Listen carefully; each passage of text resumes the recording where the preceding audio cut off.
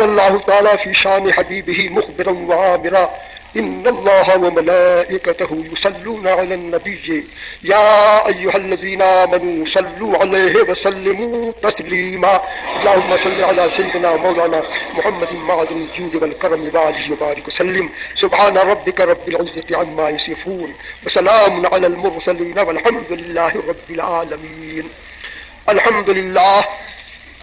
الحمد لله نحمده ونستعينه ونستغفره ونؤمن به ونتوكل عليه ونعوذ بالله من شرور أنفسنا ومن سيئات أعمالنا من يهده الله فلا مضل له ومن يضلل فلا هادي له ونشهد أن لا إله إلا الله وحده لا شريك له ونشهد أن سيدنا ومولانا محمدا عبده ورسوله.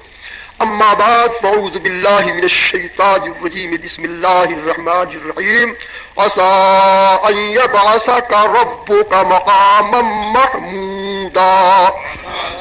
صدق الله مولانا العظيم وصدق رسوله النبي الكريم ونحن على ذلك لمن الشاهدين والشاكرين فالحمد لله رب العالمين. محترم حاضرین و مکرم سامعین، ہم اور آپ نہایت ہی ادب و احترام کے ساتھ حضور نبی کریم رحمت عالم صلی اللہ تعالی علیہ وسلم کی بعظمت بارگاہ میں اور ان کی نورانی سرکار میں درود شریف کا نذرانہ پیش کریں اور بآواز بلند پڑھیں. اللہم صلی علی سیدنا و مولانا محمد معدن الجود والکرم وآلہ وبارک وسلم. ایک بار پھر پڑھ لیجیے اللہم صلی علی سیدنا و مولانا محمد معدن الجود والکرم وآلہ وبارک وسلم. ایک مرتبہ اور پڑھیں اللہم صلی علی سیدنا و مولانا محمد معدن الجود والکرم وآلہ وبارک وسلم. جو آیے کریمہ آپ حضرات کے سامنے تلاوت کی گئی، اس آسی پرماسی نے تلاوت کا شرف جس سے حاصل کیا، پہلے اس کا ترجمہ سماعت فرمائیے. قرآن کریم کا 15واں پارہ ہے اور 15ویں پارے میں سورہ بنی اسرائیل شریف ہے جس کا 9واں رکوع ہے. اللہ تعالیٰ نے ارشاد فرمایا عَسَىٰ أَن يَبْعَثَكَ رَبُّكَ مَقَامًا مَحْمُودًا. قریب ہے کہ تمہیں تمہارا رب ایسی جگہ کھڑا کرے جہاں سب تمہاری حمد کریں گے، جہاں سب تمہاری تعریف کریں گے. یہ آیہ کریمہ کا ترجمہ آپ سماعت فرما رہے تھے. یہ اللہ کا فضل عظیم ہے کہ مخلوق کی رشد و ہدایت کے لیے، راہ حق پر چلانے کے لیے انبیاء اکرام علیہم السلام کا نورانی سلسلہ جاری فرمایا. ہمارے اور آپ کے پیارے نبی سید عالم صلی اللہ تعالی علیہ وسلم سے پیشتر جتنے نبی تشریف لائے سب رشد و ہدایت کے لیے تشریف لائے. ہر زمانے میں، ہر قرن میں، ہر وقت میں، ہر صدی میں انبیاء کرام علیہم السلام کی بعثت ہوتی رہی. سب سے آخر میں ہمارے اور آپ کے پیارے آقا سید عالم صلی اللہ تعالی علیہ وسلم کی تشریف آوری اسی ماہ مبارک ربیع الاول شریف میں ہوئی. خاص شب مبارکہ یہی ہے. ہاں یہ بات ضرور ہے کہ انبیاء کرام کا تشریف لانا اور ہمارے پیارے حبیب کا تشریف لانا، اس میں فرق عظیم آپ پائیں گے.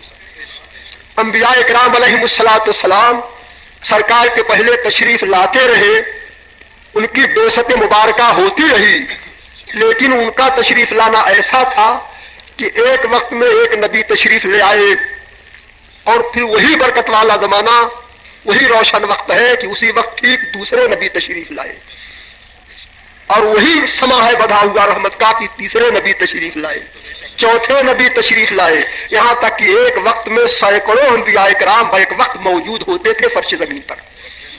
اس کی وجہ کیا ہے؟ کیسے انبیاء کرام ایک وقت میں سینکڑوں کی تعداد میں ہوتے تھے؟ اس طرح سے کہ ان کی بعثت خاص تھی، سارے عالم کے لیے عام نہ تھی.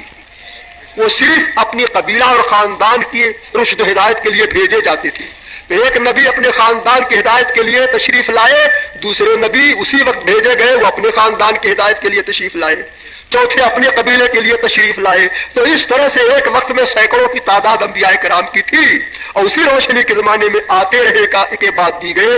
لیکن جب ہمارے سرکار کی آمد کا وقت آیا تو حضرت عیسیٰ علیہ السلام کے بعد حضور تشریف لائے، مگر حضرت عیسیٰ علیہ السلام اور ہمارے سرکار کے بیچ میں ایک طویل زمانہ گزر گیا، ایک لمبا وقت گزر گیا، اتنا طویل زمانہ گزر گیا کہ لوگوں نے خدا کی عبادت چھوڑ دی، کفر شرک کی گھنگھور گھٹا عالم میں چھائی. یہاں تک کہ حیرت کا مقام ہے کہ خاص خانہ کعبہ جس کی تعمیر محض خدا کی عبادت کے لیے تھی، حضرت سیدنا ابراہیم خلیل اللہ نے اپنے دور میں اس کی تعمیر کی. اس سے پہلے حضرت آدم علیہ السلام نے تعمیر کی، اس سے پہلے ملائکہ نے اس کی تعمیر کی. تو خانہ کعبہ جس کی تعمیر خاص اللہ کی عبادت کے لیے تھی، اتنا لمبا زمانہ گزر گیا حضرت عیسیٰ علیہ السلام کے بعد اور حضور کے درمیان کہ خانہ کعبہ میں 360 بت نصب تھے، معبودان باطل 360 خاص خانہ کعبہ میں تھے، اور کوئی ایک شخص بھی نظر نہیں آ رہا تھا کہ وہ خدا کی عبادت کرتا ہوا دکھائی دے. تو کیسا نازک وقت تھا، کیسا تاریک دل تھا.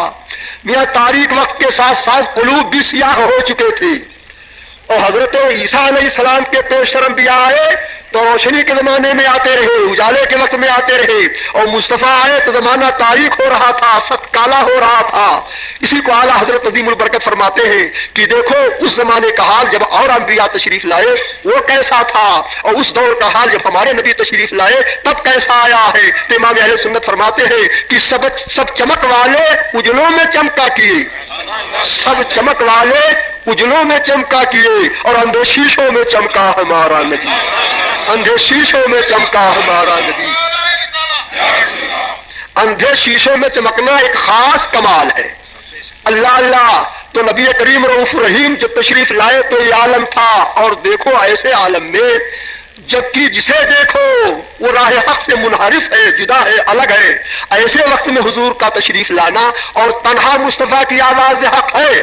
ایک مصطفیٰ نے کہا یا ایھا الناس قولوا لا الہ الا اللہ، اے لوگوں کہو اللہ ایک ہے اور ایک خدا کی عبادت کرو. حضور نے تنہا ارشاد فرمایا.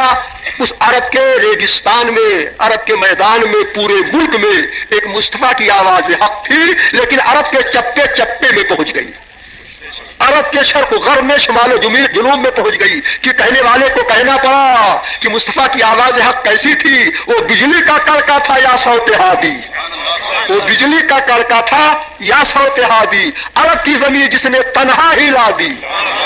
سبحان اللہ. وہ احمد مختار مدینہ کے تاجدار تھے، اور جو آواز حق پر لبیک کہتے ہوئے ایمان لاتے ہوئے سرکار کی بارگاہ میں جنہوں نے حاضری کا شرف پایا تو آئے تو حضور کی سرکار میں تاریک دل لے کے، سیاہ دل لے کے، لیکن جب ایمان لائے اور مصطفیٰ کی نظر کرم ان پر پڑی تو ان کا دل ایسا روشن ہو گیا کہ دل روشن ہو کے وہ جانے لگے. تو اعلیٰ حضرت ارشاد فرماتے ہیں کہ بس مصطفیٰ کی نظر کرم پڑی تو اندھے شیشے جھلا جھل جھلکنے لگے، اندھے شیشے جھلا جھل جھلکنے لگے. جلوہ ریزی دعوت پہ لاکھوں سلام. تو سبحان اللہ سبحان اللہ. ایسے دور میں ہمارے تمہارے نبی دنیا میں تشریف لائے. انبیاء اکرام کا وہ دور تھا، مصطفیٰ پیارے کا یہ وقت تھا. اور واضح ہو اچھی طرف سے آپ سماعت فرما لیں کہ نبی کریم کی تعریف میں صرف آج آپ ہی رطب اللسان نہیں ہے، تنہا آپ ہی اپنے سرکار عالم مدار کی تعریف نہیں کر رہے ہیں. ہمارے سرکار کا تو احسان عظیم سارے عالم پر ہے. تو سارے عالم کا یہ حال ہے کہ حضور کی تعریف سب کرتے ہیں. اسی کو امام اہل سنت فرماتے ہیں کہ ہمارے ہی نبی کی شان پاک ہے کہ عرش پہ تازہ چھیڑ چھاڑ اور فرش پہ طرفہ دھوم دھام، عرش پہ تازہ چھیڑ چھاڑ اور فرش پہ طرفہ دھوم دھام. اجی کان جدھر لگائیے تیری ہی داستان ہے، کان جدھر لگائیے تیری ہی داستان ہے. ہر مقام پر سرکار کا ذکر جمیل ہو رہا ہے. ہاں یہ ضرور ہے کہ جو سرکار پر ایمان لائے اور جو سرکار پر فدا ہو رہے ہیں وہ اپنے نبی کی تعریف کرتے ہیں، اور تعریف سچی کرتے ہیں، حق کرتے ہیں.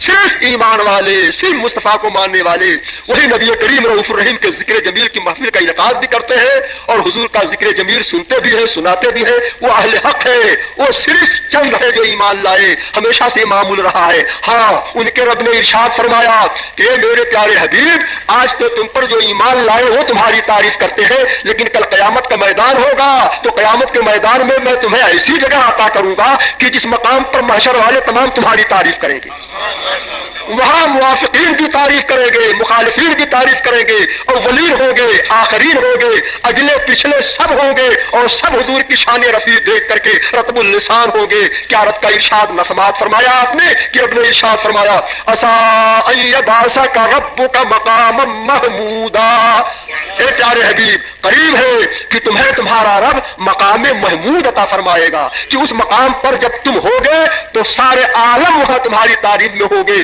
یہ مقام محمود کب عطا کیا جائے گا ہمارے اور آپ کے نبی کریم کو؟ میدان قیامت میں، میدان قیامت میں۔ بخاری شریف کی حدیث ہے، اللہ کے حبیب نے ارشاد فرمایا، صحابہ کرام روایت کرتے ہیں، قیامت کا میدان برحق ہے۔ آج تو دنیا میں مختلف وقتوں میں لوگ آتے رہے اور جاتے رہے، لیکن قیامت کے میدان میں تو جتنے دنیا میں آئے وہ سب کے سب بیک وقت موجود ہوں گے۔ پورا میدان ہوگا، عظیم مجمع ہوگا، اگلے پچھلے ایک وقت میں قیامت کے میدان میں ہوگے۔ تو بخاری شریف کی حدیث ہے کہ جب اگلے پچھلے سب قیامت کے میدان میں جمع ہو جائیں گے اللہ کے حکم سے، فَيَوْمَئِذٍ يَبْعَثُهُ اللَّهُ مَقَامًا مَحْمُودًا، اس روز اللہ اپنے حبیب کو مقام محمود عطا فرمائے گا۔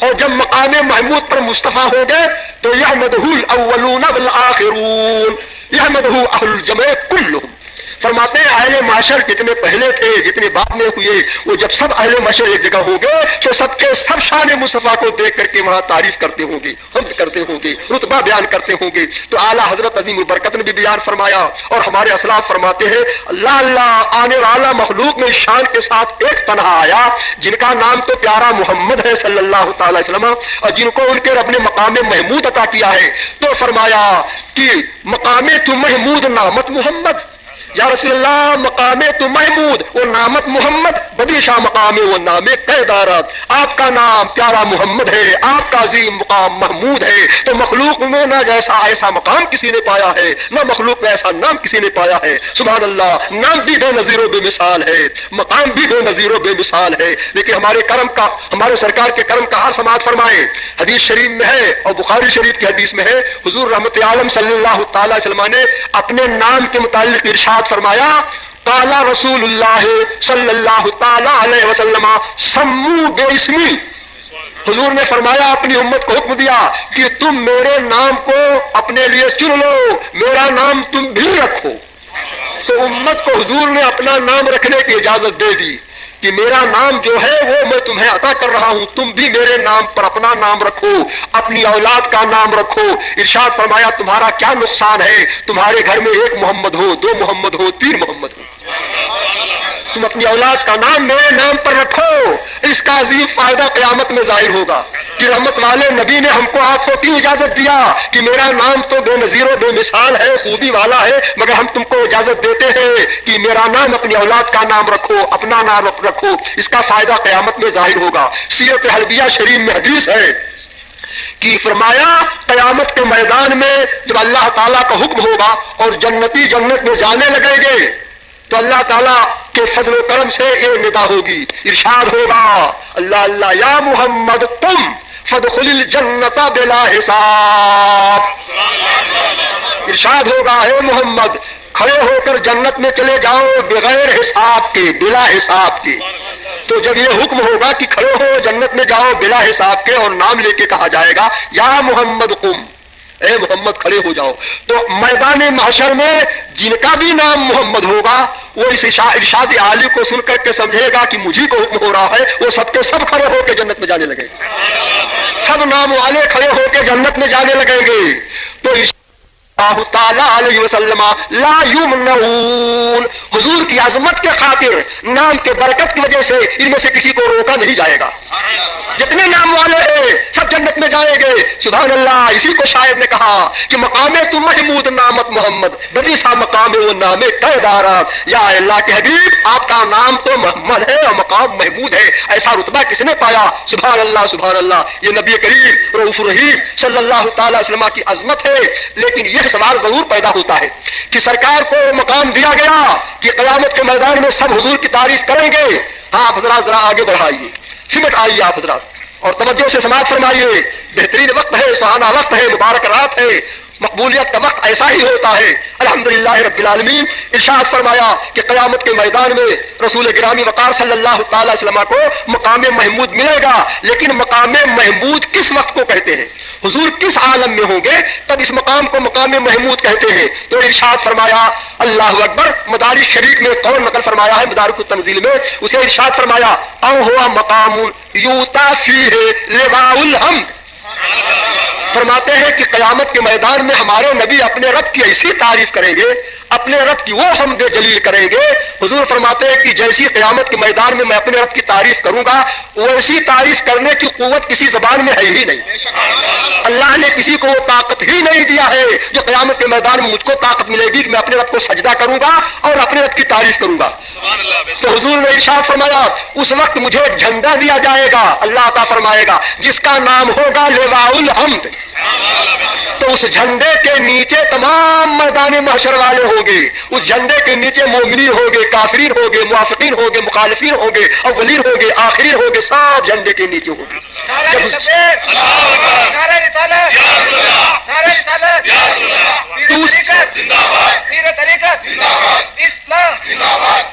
اس روز سب حضور کی تعریف کرتے ہوں گے جب حضور کے لواء الحمد کے نیچے ہوں گے.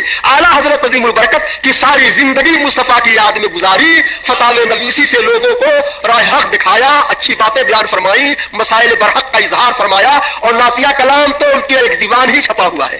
ہدایت بخشش پڑھو کہ نعتیہ کلام بے نظیر و بے مثال اعلیٰ حضرت کا ہے. لیکن وہ رب کریم سے عرض کرتے ہیں کہ خداوندہ قیامت کا میدان ہو جب تیرے محبوب کو لواء الحمد ملے اور اس پرچم کی سائے میں سبھی لوگ ہوں گے تو خداوندہ مجھ کو تیری عطا کی ہوئی طاقت ملے اور مجھے تیرا حکم ہو کہ میں اس روز تیرے حبیب کی تعریف کروں. اس روز میری زبان تیرے حبیب کی تعریف میں چلے جبکہ سب تعریف کرتے ہوں گے. تو اعلیٰ حضرت اس کو یوں فرماتے ہیں اللہ اللہ. صبا وہ چلے کہ باغ پھلے, صبا وہ چلے کہ باغ پھلے, وہ پھول کھلے کہ دن ہو بھلے. صبا وہ چلے کہ باغ پھلے, وہ پھول کھلے کہ دن ہو بھلے. اور لیوا کے تلے, لیوا سے مراد لواء الحمد, اور لیوا کے تلے سنا میں کھلے رضا کی زبان تمہارے لیے. اور لیوا کے تلے سنا میں کھلے رضا کی زبان تمہارے لیے. وہ شاخ ایسے ہی ہوا کرتے ہیں.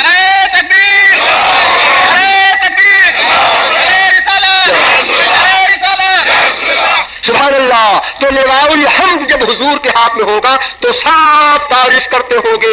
جس دن کی تمنا خاص اعلیٰ حضرت کہتے ہیں کہ اس وقت مجھے موقع ملے تو میں اپنے حبیب کی تعریف کروں. تو ایک قول تو یہ ہے کہ لواء الحمد کے وقت سب آپ کی تعریف کریں گے.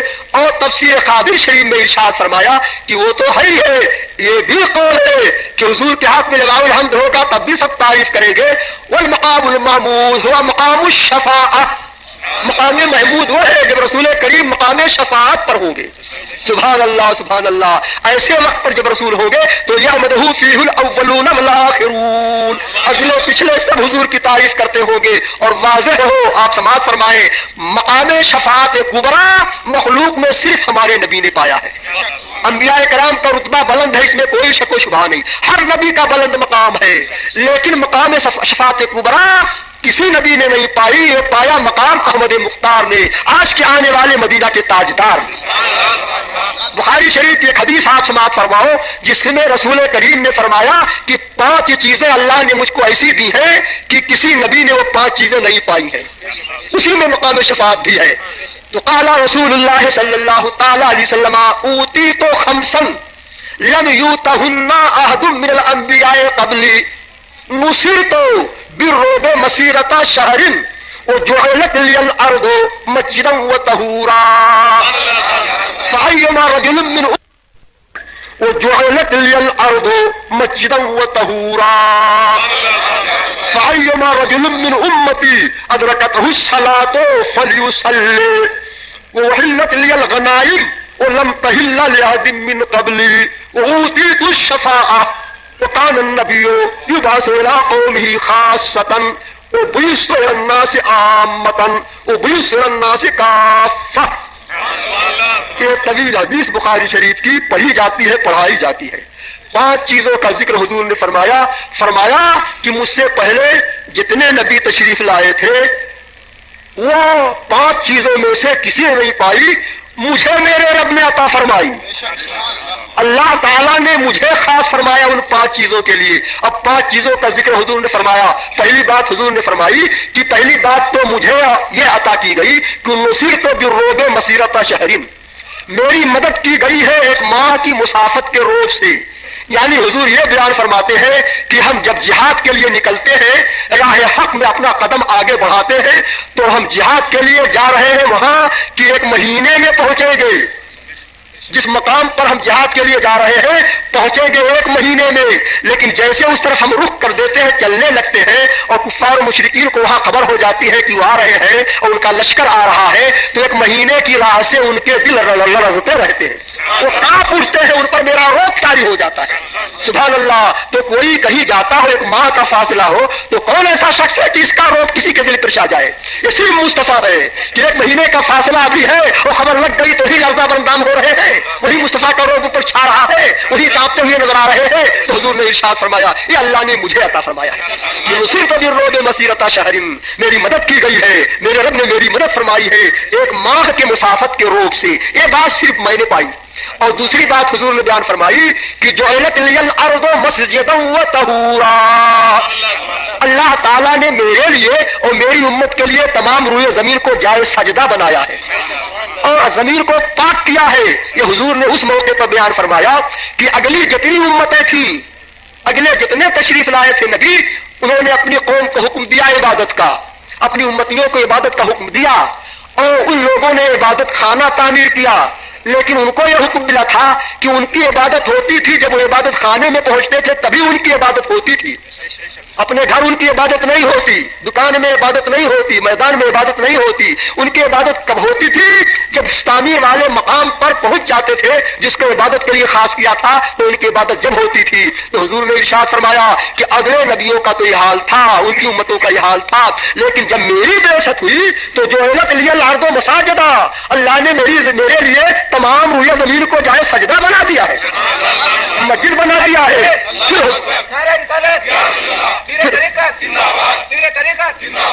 پھر حضور ارشاد فرماتے ہیں کہ جب تمام مسجد، یعنی جب تمام زمین مسجد بنائی گئی، جائے سجدہ بنائی گئی، تو فرماتے ہیں فَإِنَّمَا رَجُلٌ مِّنْ أُمَّتِي أَدْرَكَتْهُ الصَّلَاةُ فَلْيُصَلِّ، میرا امتی اگر ریگستان میں ہو، میرا امتی کھلے ہوئے میدان میں ہو، میرا امتی جنگل و بیابان میں ہو، ایسے مقام پر ہو کہ وہاں مسجد نہیں ہے، تو وہی نماز پڑھ لے، اس لیے کہ میرے لیے تو تمام زمین جائے سجدہ بنائی گئی ہے.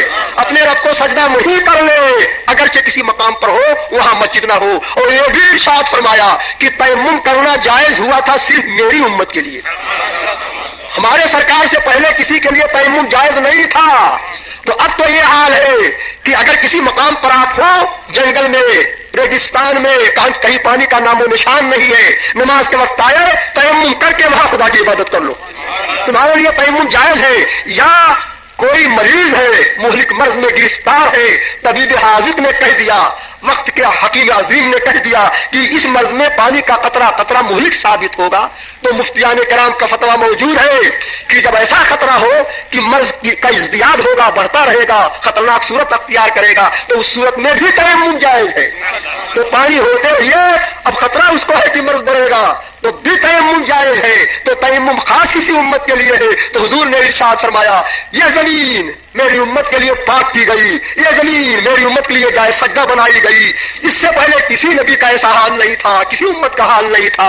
الحمدللہ رب العالمین. سوچنے کا مقام ہے، غور کرنے کا وقت ہے کہ ہمارے جو بھائی غفلت برتتے ہیں، ایسے وقت میں بھی نماز نہیں پڑھتے ہیں اور سستی کرتے ہیں. کہ پہلے تو لوگوں کا یہ حال تھا کہ خدا کی عبادت کے لیے دوڑے چلے آتے تھے دور دراز سے اپنے عبادت خانے میں، اور تم کو سہولت مل گئی کہ تم جہاں کہیں ہو وہاں مسجد نہ ہو تو اب تلاش کرنے کی حاجت نہیں ہے، وہی نماز پڑھ لو، اور پانی نہیں ہے تو تیمم کر لو. اتنی سہولت کے باوجود جو ہمارے بھائی غفلت پہ پڑے ہوئے ہیں، خدا کی عبادت نہیں کرتے ہیں، نماز نہیں پڑھتے ہیں، کیسے خطرناک موڑ پر یہ ہے. और रब करीम की बारगाह में क्या जवाब दे सकते हैं, जबकि अल्लाह तबारक व तआला ने कैसी कैसी आसानी पैदा फरमाई। अल्लाह के हबीब के सदक़े में ऐसी आसानियां हमने पाई हैं। ए मेरे भाई, ए मर्द मोमिन, ए सरकार के चाहने वालों, नमाज की पाबंदी करो। किसी मकाम पर हो, कहीं हो, नमाज कज़ा करना जायज नहीं है। हाँ, कोई मजबूरी हालत हो, तुम उठ नहीं सकते हो, बैठ नहीं सकते हो, अपने आलम में नहीं हो, होश में नहीं हो, ऐसे कुछ अवकात होते हैं कि नमाज माफ होती है। बाकी जब अक्ल है, अक्ल सलीम मौजूद है, ताकत अजीम जिस्म पे पाते हो, तो उस वक्त नमाज छोड़ना जायज नहीं है। ये देखो रसूल करीम इरशाद फरमाते हैं मेरी उम्मत के लिए आसानी पैदा की गई। तो दूसरी नेमत हुजूर ने बयान फरमाई कि जमीन मेरी उम्मत के लिए पाक की गई। और तीसरी बात हुजूर ने फरमाई कि जो अल्लाह ने सिर्फ मुझे दिया है, किसी ने नबी ने नहीं पाई। इरशाद फरमाया वहिल्लत लियल गनाइम वलम तहिल्ला लिअहदिन मिन क़ब्ली। इरशाद फरमाया जिहाद आज हम भी करते हैं और हमसे पहले नबियों ने जिहाद किया है, लेकिन जब अंबिया कराम पहले जिहाद करते थे, उनकी उम्मत के लोग जिहाद करते थे और जिहाद में गनीमत के अमवाल पर जब कब्जा पाते थे तो उन मालों को उनको इस्तेमाल करना जायज नहीं था। माले गनीमत वो इस्तेमाल नहीं कर सकते थे। उस जमाने के नबी ने बताया कि तुम्हारे लिए अल्लाह का हुक्म यह है कि जो माले गनीमत जिहाद के मौके पर पाओ, इसको तुम किसी पहाड़ के टीले पर, पहाड़ की बुलंदी पर ले जाके इसे रख दो और आसमान से आग आएगी, उसे जला देगी। चुनांचे अमवाले गनीमत को सब के सब पहाड़ पर रख देते थे, आसमान से आग आती थी, उसे जला देती थी। मकबूल होने की यही निशानी करार पाई थी। तो देखो किसी के लिए अमवाले गनीमत हलाल नहीं। और हुजूर ने इरशाद फरमाया वहिल्लत लियल गनाइम, अल्लाह ने मेरे लिए, मेरी उम्मत के लिए अमवाले गनीमत को हलाल किया है। मेरी उम्मत जिहाद करे और जब फातिहाना शान के साथ वहां से चले अमवाले गनीमत को लेकर के, तो हुजूर ने कानून बना दिया है कि इस तरह से इसे मुजाहिदीन में तकसीम करो। तो माल गनीमत को तकसीम किया जाता है, इस उम्मत के लिए हलाल है। ये तीसरी नेमत का हुजूर ने जिक्र फरमाया, ये खास है मेरे लिए। और सरकार ने चौथी नेमत ये बयान फरमाई कि कानून नबी हो युबअसु कौमी खासतन। फरमाया हुजूर ने कि जितने नबी आए अपनी कौम की हिदायत के लिए आए। अभी पहले मैंने अर्ज किया है आपसे कि हर नबी अपनी कौम की हिदायत के लिए आए। देखो हदीस शरीफ में है कि कानून नबी हो युबअसु कौमी खासतन, हर नबी खास अपनी कौम की हिदायत के लिए आया। और अपने लिए हुजूर ने फरमाया कि बुइस्तिल अन्नास आम्मतन।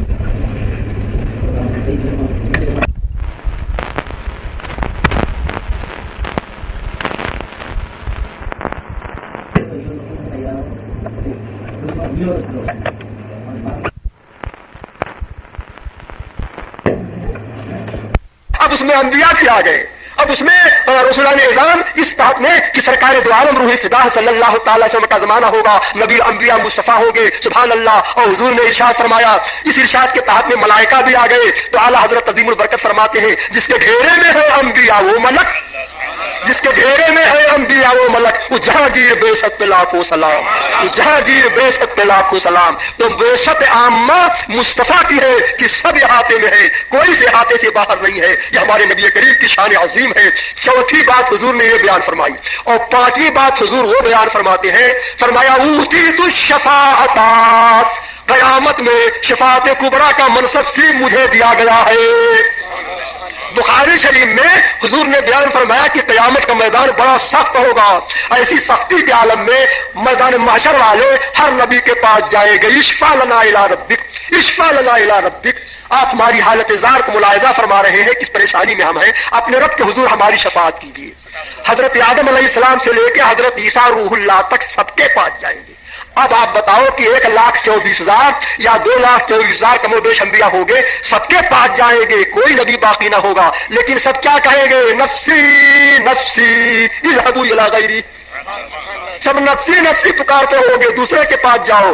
पूछा जाएगा कहां जाए, नाम बताएंगे, उनके पास जाओ। यहां तक कि जब सबसे आखिर में हजरत ईसा के पास आएंगे, उनके पास आएंगे तो उनसे पूछेंगे, वो भी फरमाएंगे नफ्सी नफ्सी इज़हबू इला गैरी। अर्ज करेंगे हुजूर सबने आपका निशान बताया, आप फरमाते हैं दूसरे के पास जाओ, ऐसी मुसीबत में परेशान हम हो रहे हैं, कहां हम जाएं, आप अल्लाह के नबी हैं, आप इरशाद फरमाए, पता बता दे। तो हजरत ईसा यही फरमाएंगे, तुम कहां भटक रहे हो, इन तलकू इला वुल्द बनी आदम, अरे उसके पास जाओ जो मैदान क़यामत में औलाद आदम का सबका सरदार है। फिर फरमाएगा इन तलकू इला मुहम्मदिन, जिनका प्यारा नाम मोहम्मद सल्लल्लाहु अलैहि वसल्लम है, उनके पास जाओ। आज इनके सिवा कोई शफाअत करने वाला यानी शफाअत कुबरा का दरवाजा खोलने वाला कोई नहीं है।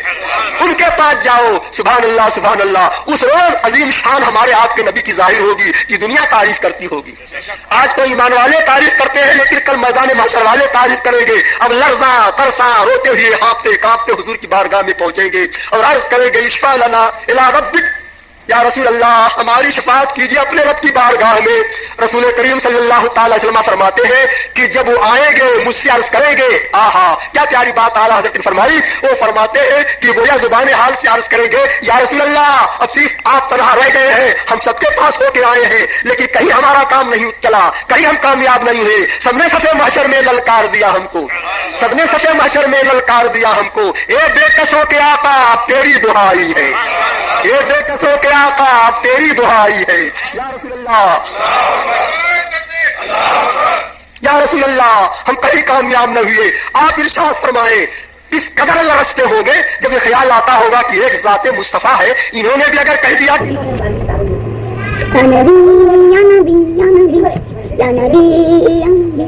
مخلوق میں کون رب کریم کی بارگاہ میں شفاعت کرے گا. اس لیے آن رستے کانپتے ہوں گے کہ مصطفیٰ کے لبے جنبش کو دیکھتے ہوں گے کہ سرکار کیا ارشاد فرماتے ہیں. اس وقت آقا ارشاد فرمائیں گے، بخاری شریف کی حدیث ہے، فاقولو حضور فرماتے ہیں فاقولو میں اسے کہوں گا انا لہا انا لہا، ہاں میں تمہاری شفاعت کے لیے ہوں، ہاں میں تمہاری شفاعت کے لیے ہوں. سبحان اللہ سبحان اللہ. کہیں گے اور نبی اذهبوا الی غیری، کہیں گے اور نبی اذهبوا الی غیری، میرے حضور کے لب پر انا لہا ہوگا، میرے حضور کے لب پر انا لہا ہوگا. سبحان اللہ سبحان اللہ. اسی کو حضور نے فرمایا اوتیت الشفاعۃ، آج دنیا میں بشارت دی کہ شفاعت کبریٰ کا منصب صرف میں نے پایا ہے اور مجھے رتبہ ملا ہے، میرے رب نے عطا فرمایا ہے. ایک پانچویں چیز ہے اعلیٰ حضرت اسی کو فرماتے ہیں جب ہمارے نبی نے خاص شفاعت کبریٰ پائی ہے تو اعلیٰ حضرت فرماتے ہیں کہ شفاعت کرے حشر میں جو رضا کی، شفاعت کرے حشر میں جو رضا کی. یا رسول اللہ سوا تیرے کس کو یہ قدرت ملی ہے، سوا تیرے کس کو یہ قدرت ملی ہے. یہ قدرت پائی ہے احمد مختار نے، یہ طاقت پائی ہے مدینہ کے تاجدار نے. سبحان اللہ. ایسی عظیم طاقت پیارے حبیب نے پائی کہ جب رب تبارک و تعالیٰ کی بارگاہ میں حضور سجدے میں ہوں گے اور اپنے رب سے عرض کرتے ہوں گے، دیر تک سجدے میں سر ہوگا، اللہ کے حبیب اللہ کی بارگاہ میں عرض کریں گے، اللہ کا حکم ہوگا اے میرے پیارے نبی اے میرے حبیب اپنے سر کو اٹھاؤ، اپنے سر اٹھاؤ اور عرض کرو تمہاری عرضی سنی جائے گی، کہو تمہاری بات مسموع ہوگی.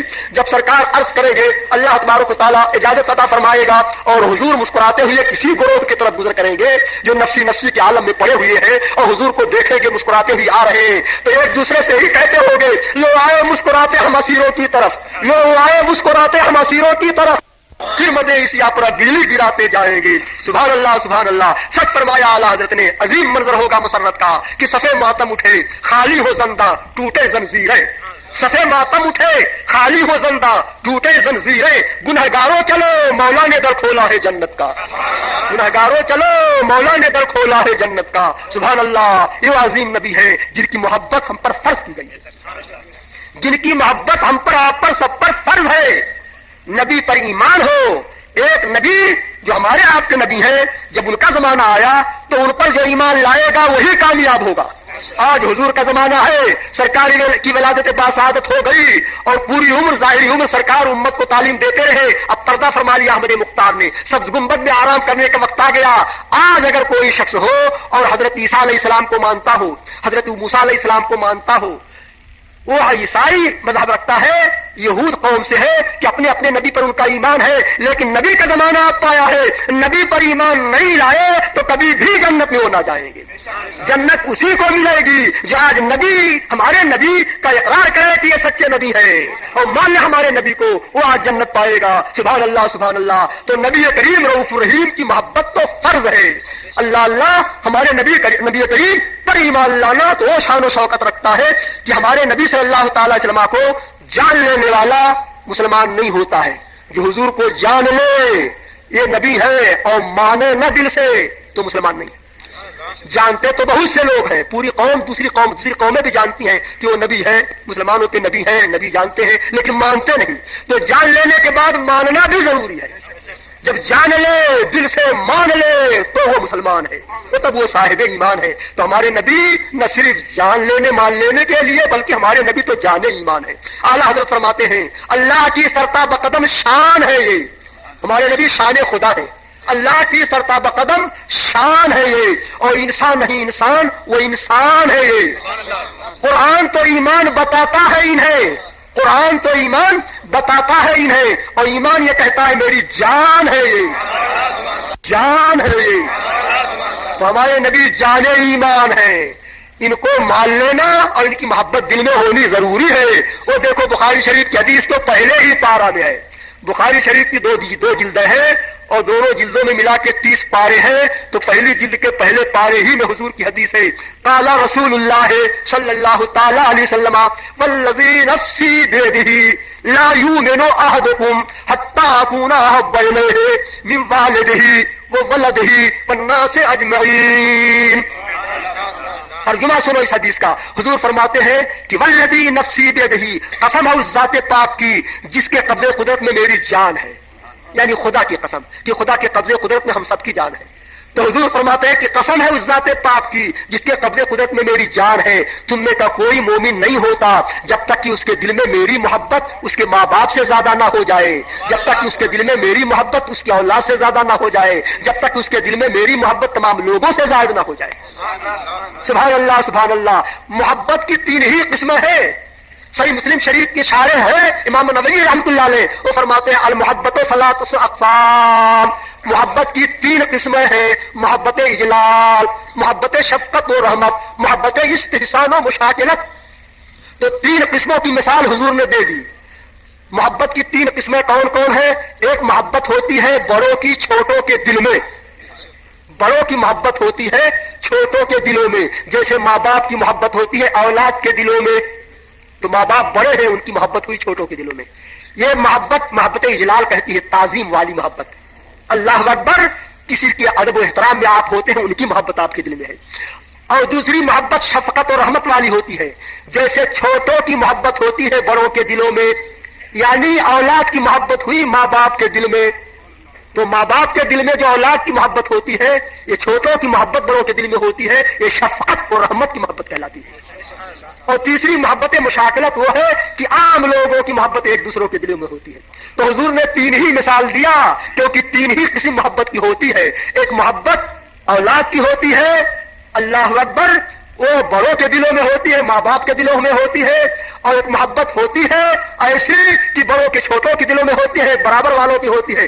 تو حضور نے مثال میں فرمایا کہ تم میں کا کوئی مسلمان نہیں ہوتا جب تک کہ میری محبت اس کے دل میں اس کی اولاد سے زیادہ نہ ہو جائے، اس کے ماں باپ سے زیادہ نہ ہو جائے، تمام لوگوں سے زیادہ نہ ہو جائے۔ فجمع نبی صلی اللہ تعالی وسلم اصناف المحبت فی محبت ہی، حضور نے تینوں محبت کی قسموں کو اپنی محبت میں جمع کر دیا کہ ان سب سے محبت زیادہ میری ہو۔ سبحان اللہ سبحان اللہ۔ محمد کی محبت دین حق کی شرط اول ہے، جی محمد کی محبت دین حق کی شرط اول ہے، اسی میں ہو اگر خامی تو ایمان نامکمل ہے۔ سبحان اللہ سبحان اللہ۔ تو رسول کریم کی محبت سب پر فرض ہے، اللہ اللہ، اللہ کی محبت تو فرض ہے ہی ہے، اس میں کیا شک و شبہ، ارے اس کے رسول کی محبت بھی فرض ہے۔ اور سماعت فرمائیں، آپ نے محبت کی 3 قسموں کا ذکر سن لیا، اور یہ آپ نے سمجھ لیا کہ 3 قسموں سے زیادہ محبت رسول کریم کی ہو تو کسی کے دل میں ایک شبہ پیدا ہو سکتا ہے، تو کیا جان سے زیادہ حضور کی محبت نہیں ہونی چاہیے؟ ارے انسان کو تو اپنی جان سے بھی محبت ہوتی ہے، تو حضور کی محبت جان سے بھی زیادہ ہو کہ نہ ہو؟ تو الحمدللہ یہ بھی بخاری شریف میں حدیث ہے کہ حضور کی محبت جان سے بھی زیادہ ہونی چاہیے۔ وہ حدیث شریف کون سی ہے؟ حضرت فاروق اعظم حضرت عمر رضی اللہ تعالیٰ عنہ رسول کریم کی بات حاضر ہوئے، اور حاضر ہونے کے بعد عرض کیا یا رسول اللہ